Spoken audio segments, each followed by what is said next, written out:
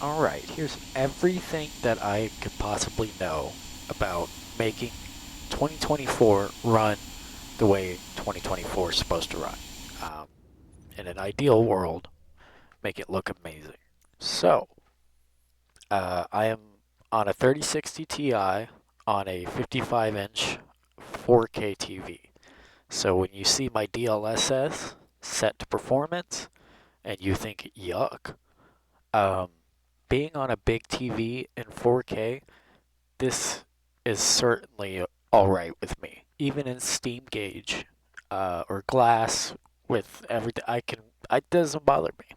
So feel free to change that. I know that, so, especially people on smaller monitors, I can understand why that sucks. Anyway, FrameGen mod on.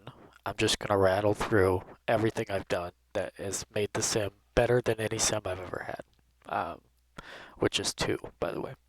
But you'll see TLOD at 15. No wonder it's running so good. He's running it at terrible settings. Uh, Not necessarily true because our little friend here. So I'm sure you've seen this dynamic LOD. Um, FS24 has terrible performance on the ground. Don't know why. Maybe that'll work. I'm sure that'll work itself out in the future. But the second you take off, wheels leave the ground, your system catches up with itself and it goes, oh yeah, here's your normal FPS. So that being the case, I have, when I'm on the ground, to be 15 on the TLOD. 300 feet, it goes to 67, just to give a little step, up to 100 at 1,000, and it stays there. And honestly, higher I could go more, but anyway, that helps so much. That will just smooth everything out. So that's basic. Another basic thing is with the dynamic LOD, I can now run off-screen terrain pre-caching at high. I had it on low. I've stuck on medium for a while. Now I'm on high. And if you don't have dynamic LOD, for me, that just kills my system. Especially in like the Phoenix or the A350. But with that dynamic LOD, I can have this. The second you take off, you get your TLOD back. The usage goes down for whatever FS24 reason, and everything's preloaded. So depending on what views you switch to, you're not seeing things slowly kind of pop in. And it's just smooth because no matter where you're looking, head tracking or not, it's preloaded. So definitely do what you got to do to get this above medium if you can. Everything else is just my settings. Plants and rocks, don't care. Grass, do care.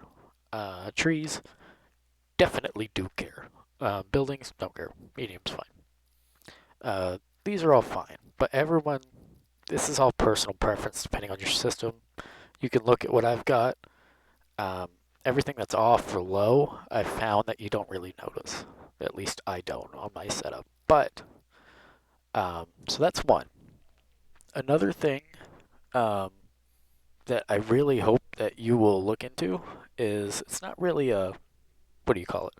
It's not really a setting, but this little season's enhanced by Bijan on Sim Market.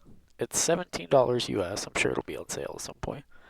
But this adds all new types of trees, okay, to the sim. It takes away unnecessary trees, and it changes the color of the terrain depending, to more mimic the real world.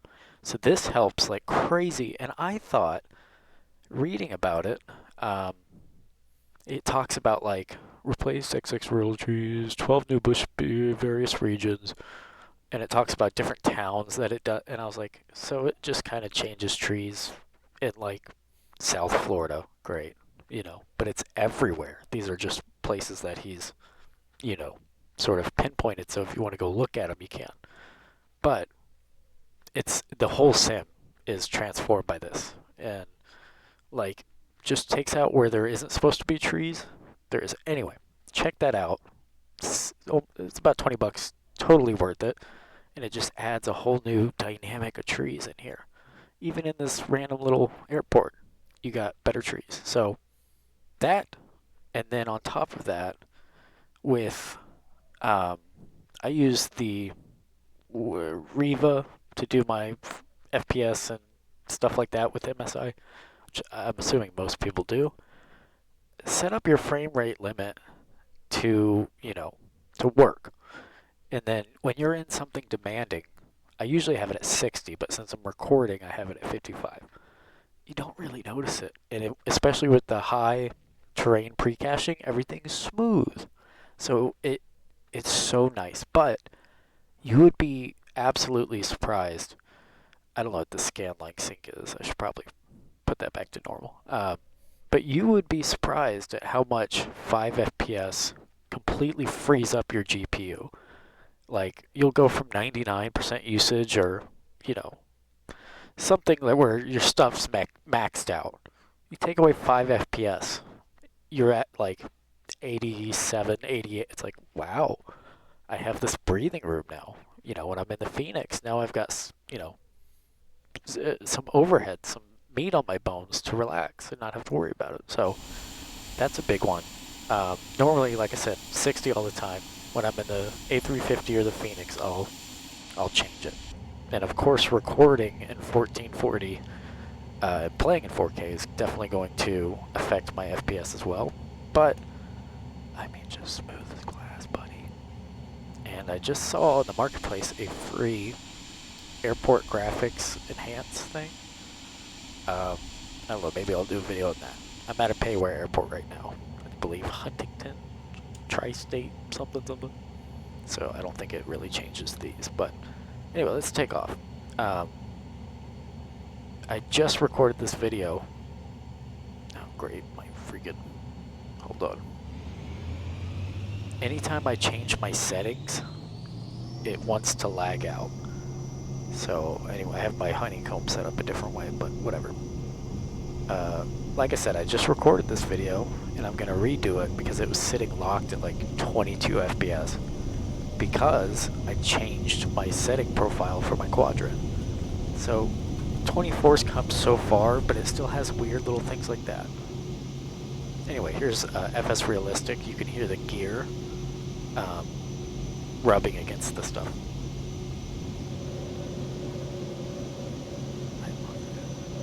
I forget that's not stock.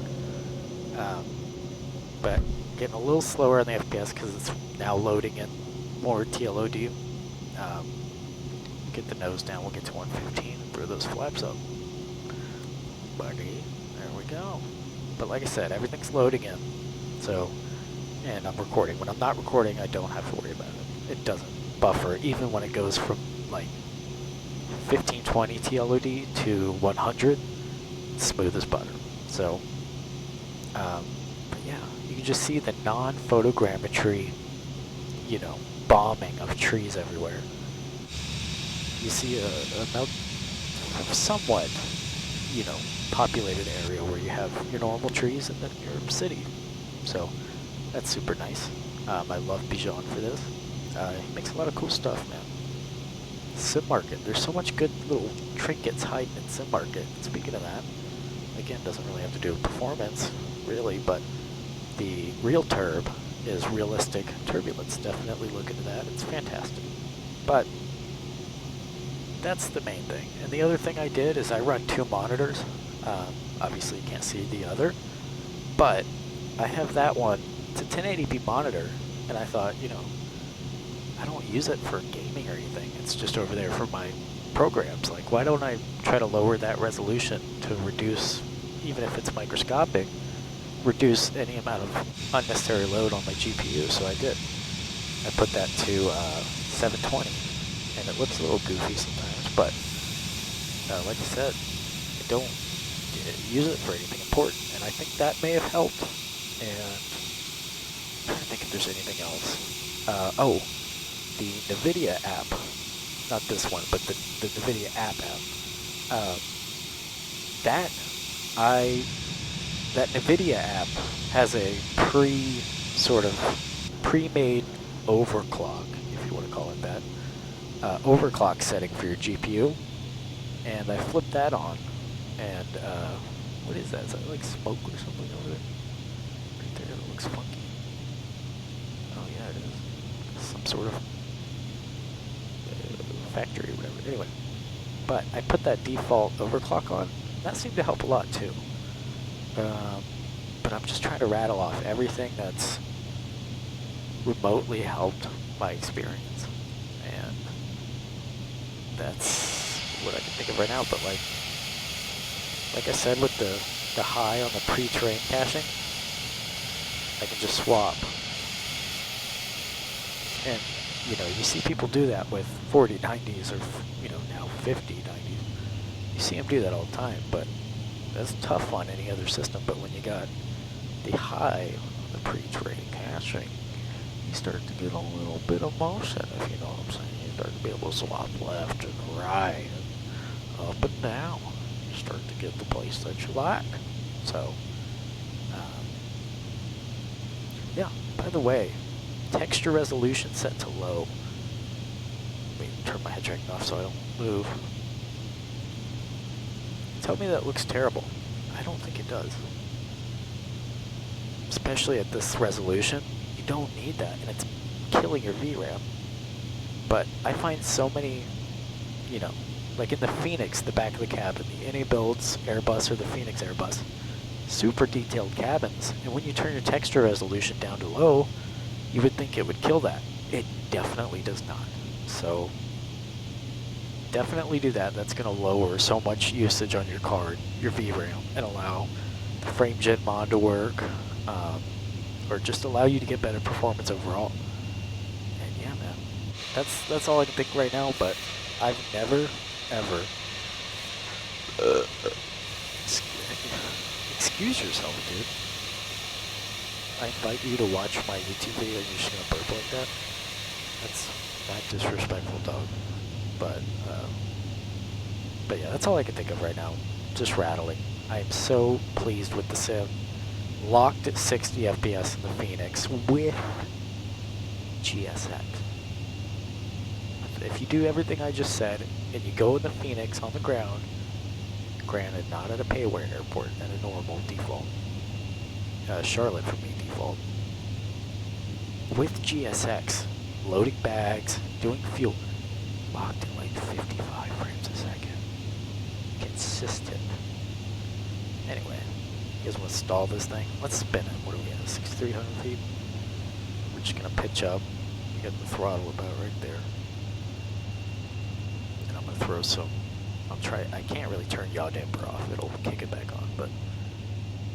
Alright, stick is full aft. Stall. Left rudder. Stall.